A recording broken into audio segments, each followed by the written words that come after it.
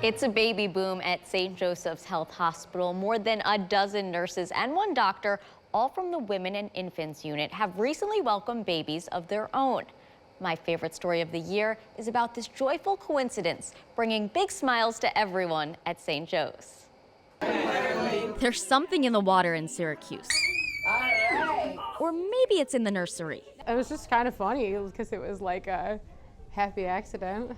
14 nurses and one doctor, all part of the same team, recently welcomed babies of their own. It's cute and it's cool to see all of us working as nurses with these new moms and being new moms ourselves. The little ones range from just 6 weeks to 1 year old.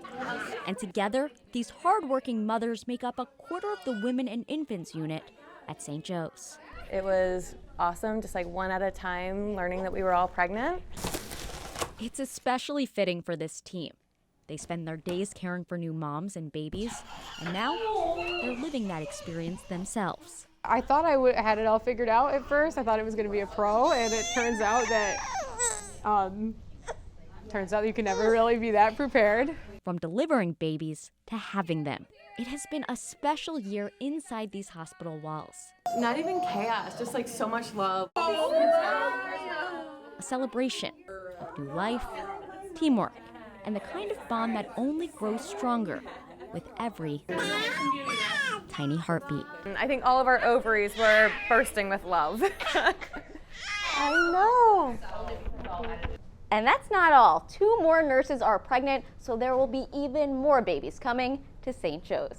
And an update now, both of those nurses who were expecting have since had their babies. That brings the total to 16 nurses and 1 doctor, all from the same unit, who are now getting ready to celebrate their first holiday season.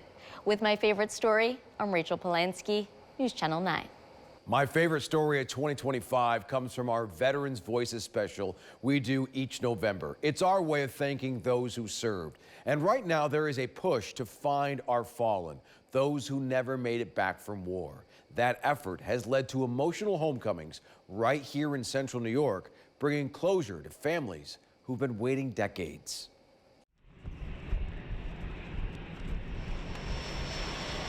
This arrival at the Greater Rochester International Airport has been delayed for decades.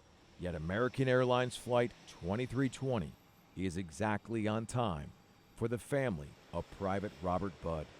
I saw the top of the plane coming, and I just was like, I can't believe this. It was surreal after all this time. It's a big thing, a big deal, real big deal. A big deal because bringing her uncle home 83 years after he was killed in World War II means Kathy Canan kept a promise to her father. I said, if the day comes and you're not here and they do find him, I promise you I will bring him home. And he's home. That's my dad. Ken Budd was just a young boy when his big brother Bob was killed in the Guadalcanal campaign in August of 1942. There's a lot of letters in here. He speaks of my dad in some of the letters saying, how's my little guy? Because my dad was 10 years old then. How's my little Kenny doing? How's my little buddy doing? He just knew one day he went away and never came back. Ken would spend most of his adult life trying to find and bring back his brother's remains, traveling more than 8,000 miles to the Solomon Islands in the South Pacific. He was obsessed with it, a healthy obsession. Each trip led to new memories and new discoveries, which he made sure to document. He was over there several times. Each time he went over, he felt like he was getting closer. And then the last time he wanted to go over, he was starting to kind of dementia and not feeling well, and he wasn't healthy. So we talked him into not going. And I remember distinctly telling him, Dad, maybe he doesn't want you to find him. Ken died in February of 2021 at the age of 87. The following month, Bob's remains were found. What do you make of that? Oh, I think there's a lot to it. I think it's divine. I know my dad had something to do with it. I know my uncle had something to do with it. Yeah, there's no doubt in my mind. It would still take a few more years for the military to confirm it was a match. Then this past June, there was a message left on Kathy's answering machine that led to this moment. I'm trying to get a hold of Ms. Kathleen's 9's in reference to her uncle, Private Robert Budd. I couldn't really function. I needed to talk to somebody. I called my brothers. They found him, and they knew exactly what I meant. Ken always wanted his brother buried in Arlington, but his family all agreed that he needed to be next to his buddy at Onondaga Valley Cemetery in Syracuse. I can see my dad smiling. I can close my eyes and see my dad smiling. After 83 years, there's hope for all families who are missing somebody that they love. Never give up hope. Ken never did. He found his brother. It was just on Bob's time. With my favorite story, I'm Ryan Dean, News Channel 9. Jose Miguel Hernandez Hurtado is one of the most positive people you will ever meet. His one-man play, From Cuba to Cuse, shares his dynamic journey. He also directs a children's theater group and is a nurse technician at Upstate's Pediatric Emergency Room. You come with me to the sugar plantation. What? Born and raised in Cuba, Jose Miguel Hernandez Hurtado came to the U.S. in 1997. And this play Papi, no! is his story. No, Papi, no! Yes, you go with me. No, Papi, no! And I went to the sugar plantation.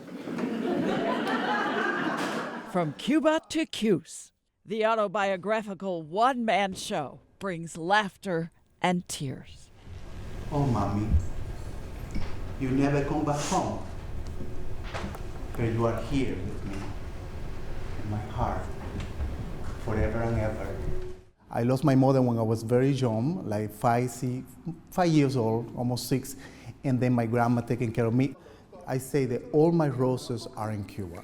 Cuba's always in my heart, but my memories are the best, and that's what I want to keep it. And this is all about From Cuba to Cuse, teaching my new neighbors and my new friends in the United States, especially in Syracuse and Central New York, how I grew up in Cuba and coming to Syracuse, and Syracuse welcomed me. Jose Miguel discovered the power of the theater at a young age. And he's been helping others find their voice as founder and director of a children's theater group. Right now, I'm artistic director from La Joven Guardia del Teatro y la Danza Latina in Syracuse, which is like the Latino theater dance youth troupe. But we welcome everybody. We have Asian, we have African American, we have Russian, we have kids from all over who want to learn Spanish as a second language through the theater. So it's been doing this for 26 years now. Nadie os va a creer. Voy a terminar enfadándome. Muy bien. Theater opened so many wonderful doors for me. In the theater, I learned how to create different characters, but also increase my self-esteem and belief in myself. And that's what happened with these kids. Believe it or not, we have 100% graduate from high school and 98 from college. And for me, it's like kind of very reward. Es un hombre de bien al que hay que prestar atención. We are living in the very, very hard times. And we have so many teenagers and kids, they need support, they need love, compassion, understanding. And I think that this is, for me, it's the perfect place to be. I will be going to sleep right now. No, it's too early. But he'll no longer be performing Cuba to Cuse. After 15 years, this was the final curtain call. Jose Miguel, ready to try something new, while never letting go of his roses. Bring love. Bring people together. And no matter wherever you come from, you always bring something to this beautiful community, to this beautiful nation, and we are here to stay and to be better. So love is important. Christy Casciano, News Channel 9. It has certainly been a fast start to the winter season, but in 250 days, the summer spectacular known as the Great New York State Fair kicks off again. It's a time when we step out of our normal straight news format and the entire, and I do mean the entire News Channel 9 family pulls together to put on those live broadcasts from the fairgrounds. So for my favorite story of 2025, it's a look back at this year's fair fun. Good evening, everyone. I'm Jeff Kulikowski. And I'm Christy Casciano, and Jeff, just like that, it's like magic. The State Fair is here, opening day. How's everybody doing tonight? But with day one temperatures hovering in the upper 50s, indoor activities top the list. Wait a minute. Where's Christy? Where's Christy? Is she Christy? Oh my goodness. Hello, Jeff. I'm in the Ice Age, where it's cold in here. You sure are. Okay, get out of there so we can go look at some of these things. But soon we warmed up, and backed by popular demand, Otto and our Orange Out Pep Rally Day were in full swing, among other guests that stopped by. I have a red-eared slider turtle at home, a little bit smaller than this. Shaquille might be a little jealous. I don't know if can turtles smell other reptiles on you? They won't smell each other, but we'll keep it a secret, you know. Okay. Between us. And of course, the fair food, from pickled Dr. Pepper drink. Ooh. All right, we got to go to break. But that was good. Yeah, I like the pickle. Yeah, because I'm not a big Dr. Pepper guy, but the pickle in there, not so bad. Magnifique. To rum cake. Ooh. Heavenly. What a piece of That's heaven. fantastic. Yes. Oh, my goodness, so moist. Thank you, Archie, so much for you. We'll be right back. making a little party in my mouth right now.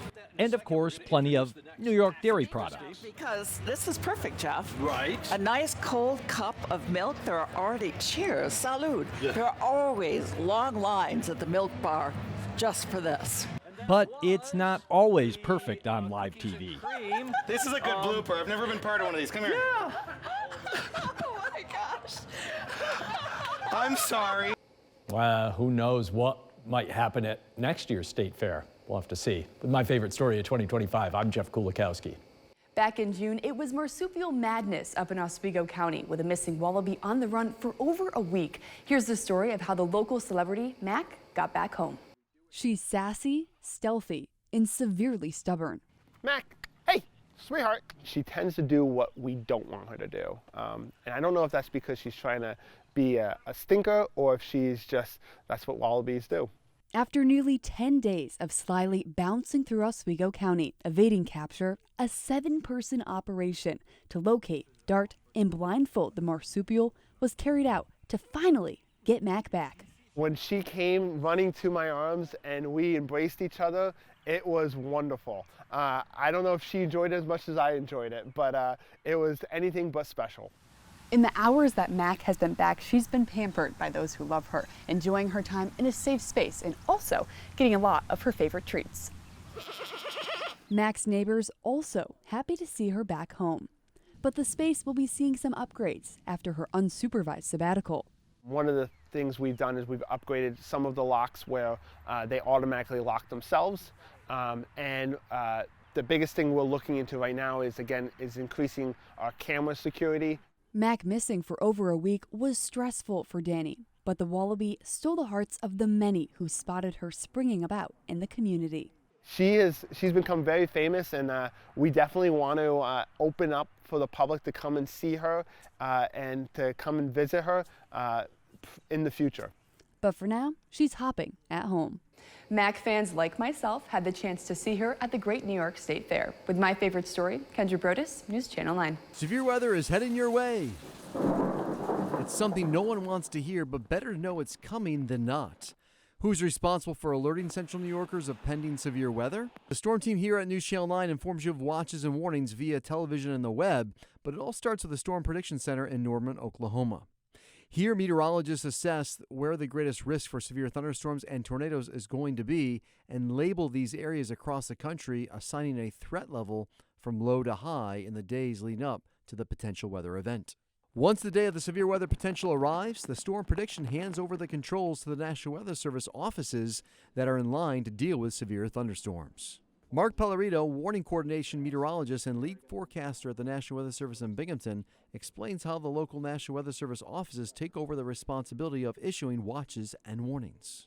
Once you get to the day of, instead of just an outlook way out in advance, you get into what's called the watch phase. Severe thunderstorm watch or tornado watch. Once you're seeing, okay, the next few hours, the ingredients are here. It's not together yet, but the ingredients are there and the potential is there for the next several hours. The next several hours, the storms could become severe at any time. So that's a severe thunderstorm watch.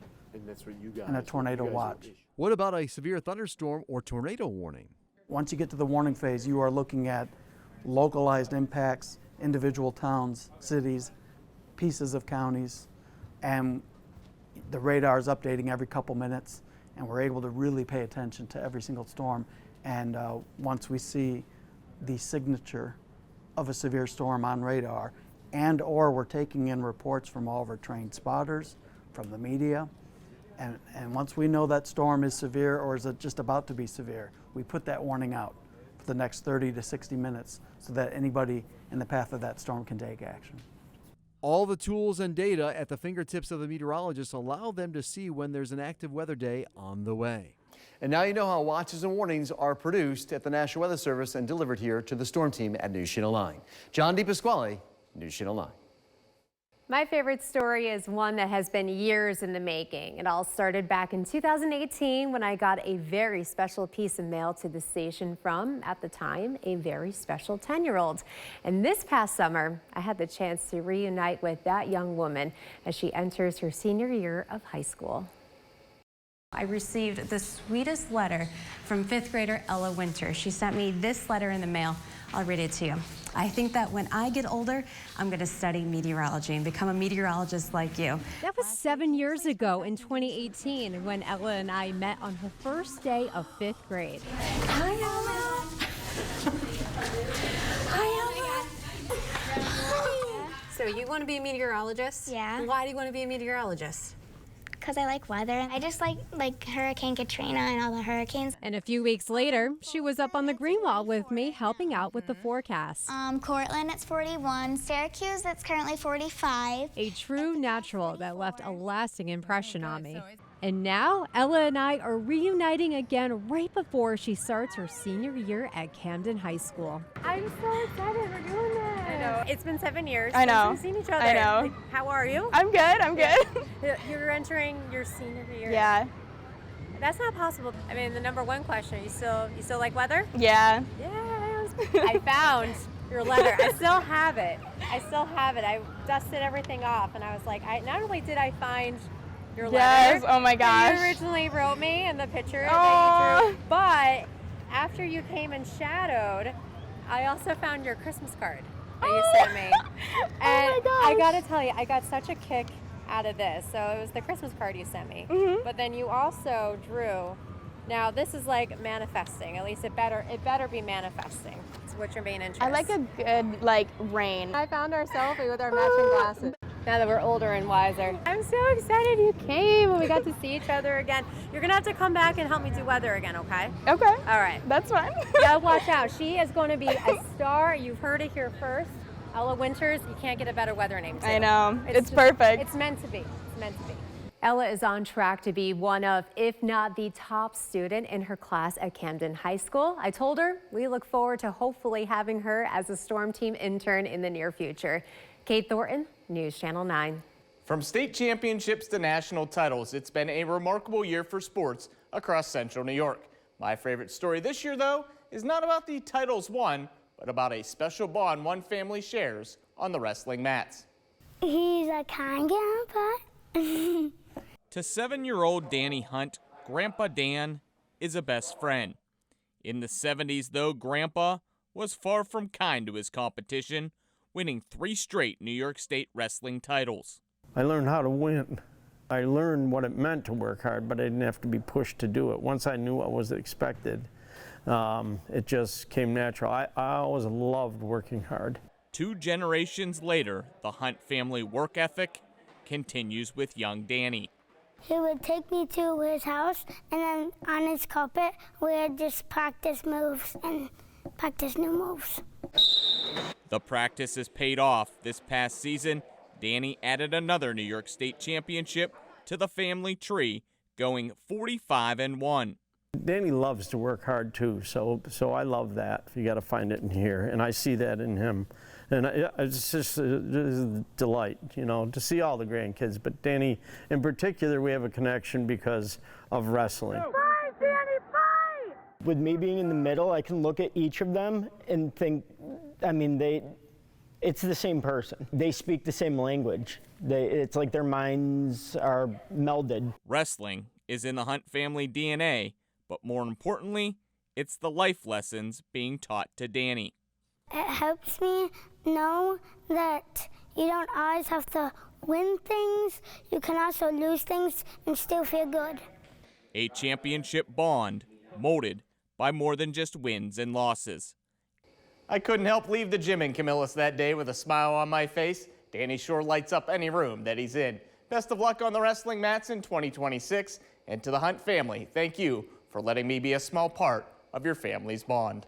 My favorite story of 2025 is one that inspired the entire newsroom at News Channel 9. The Hamilton softball team pulled off the program's first ever state title while also dealing with the loss that no one should ever have to deal with. Their courage is why this is my favorite story.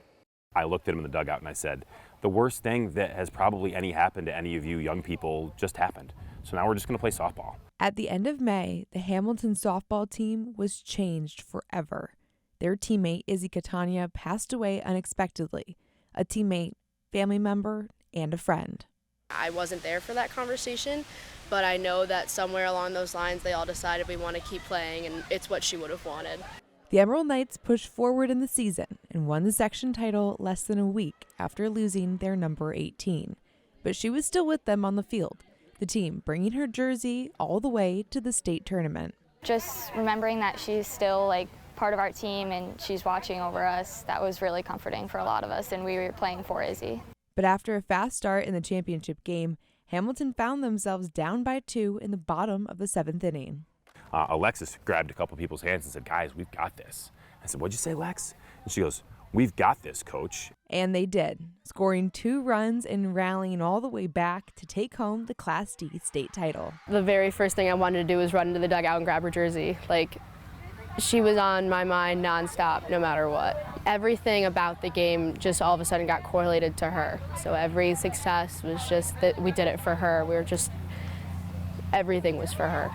A tragedy that would have ended some teams' seasons pushed the Emerald Knights to the program's first ever state title, leaning on each other every step of the way. Not just for them, I think for the community. You know, it was a bright spot for everyone to have a chance to say, hey, we're going to get behind this and we're going to be excited about this. We're going to cheer about this.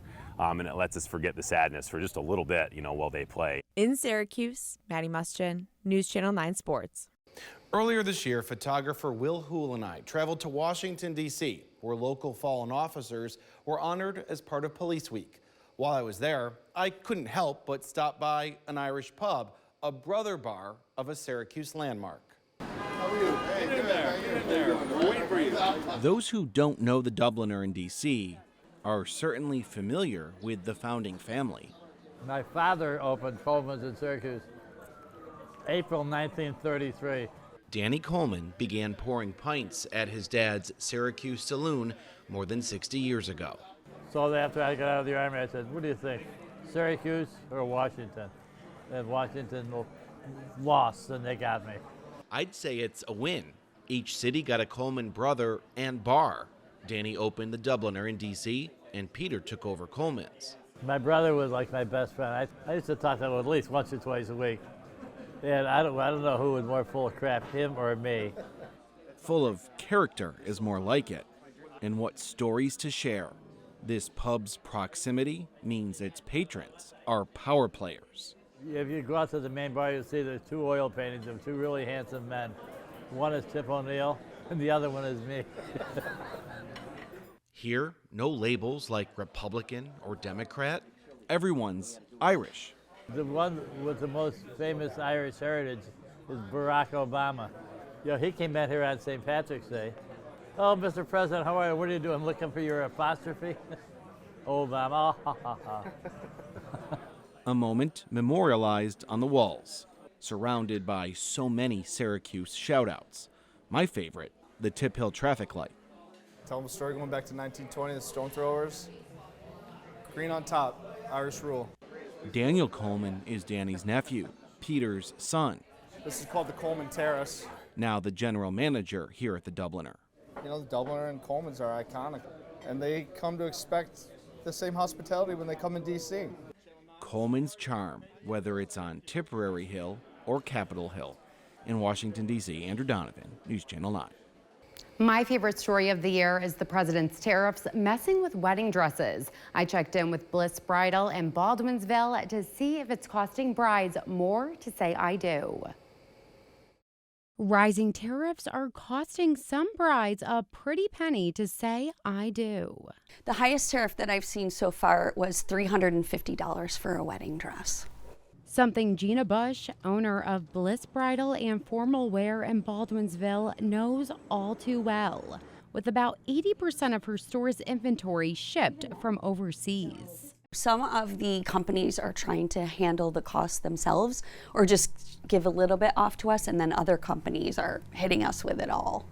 Now having to break the news to her customers. The future brides, I just explain to them that there might be a tariff. I give them like the highest case scenario, and then I just hope it's not going to be there. And I explain to them that if it drops, I'm taking that off. I'm not looking to make money on tariffs. And it's not just tariffs driving up the dress price, but shipping fees too. It's frustrating, and I feel bad for my customers. They're disappointed, of course. Some of them are like, it is what it is, but some of them are like, oof, I'm on a tight budget. And to avoid the tariffs, Bush has encouraged many of her brides to buy dresses right off the rack, just like this one. If the size is close and the color works, maybe purchase off the rack so that we're not dealing with the tariffs. And Bush is doing everything she can to help brides that have been left with a tariff fee. I don't think I've asked anyone to pay the full tariff. I've asked for half or whatever they can give me kind of thing, because I just feel bad having them pay it all. So the walk down the aisle doesn't cost a fortune. Now, the tariffs still do exist. However, Bliss Bridal says they are not as high as they were and are now more manageable. Ashley Cafaro, News Channel 9. It's one of my favorite stories from back in October about a 9-year-old boy who took a swing at golfing when his very first trip to the course turned into an unforgettable moment. A moment most golfers wait their entire lives for. Look at me and say, I just made my first hole-in-one ever. I just made my first hole-in-one ever.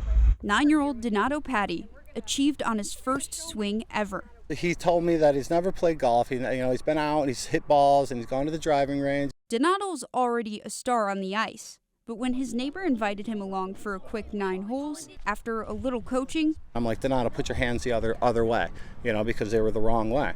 And he just switched his hands, took one swing, and off it went. I go, if it hits the fringe, it might go in. And then boom, hit the fringe, it went right in the hole. Everybody went crazy. It was awesome. I texted my mom saying Donato got 1-1, and my mom didn't believe me. And then she did when I came home and showed her the score. we asked Donato to show us how it's done. Is this the club you were using? Yes. And if you think it was just beginner's luck, Now get right up there and hit it. think again. All right, there it is. Yeah, man. And yes, that was his first swing of the day, which he proudly putted in soon after. Yeah! There we go. He's got the celebration down too, It's like Happy Gilmore. setting an example for his 7-year-old friend who watched him hit the money shot. He got a hole-in-one in the rare. Do you plan on doing that soon? I have no idea.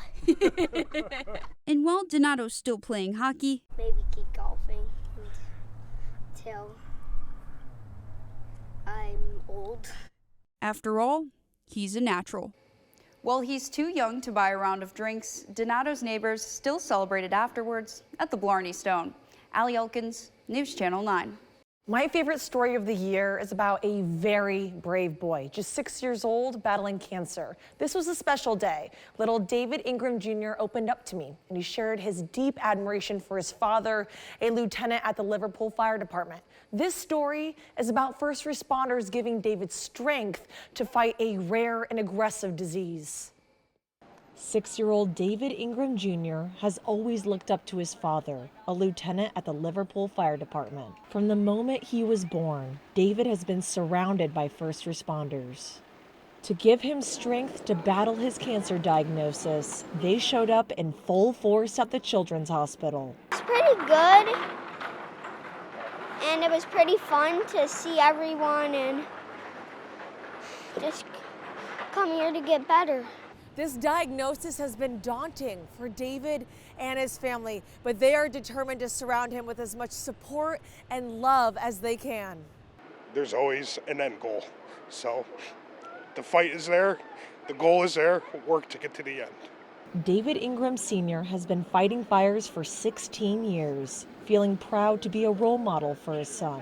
Bravery for him and being strong, comes down to just following in Dad's footsteps.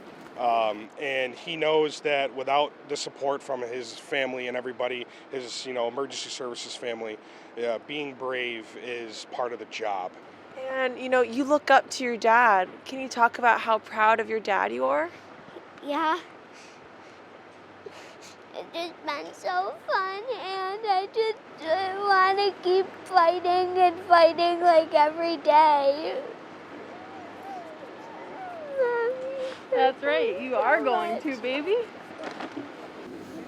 We continue to send David strength from our station. Alexandra Dern, News Channel 9. Download the WSYR Plus app on your TV to stream News Channel 9 for free. Just go to your smart TV, search WSYR Plus in the App Store, and download to start streaming today.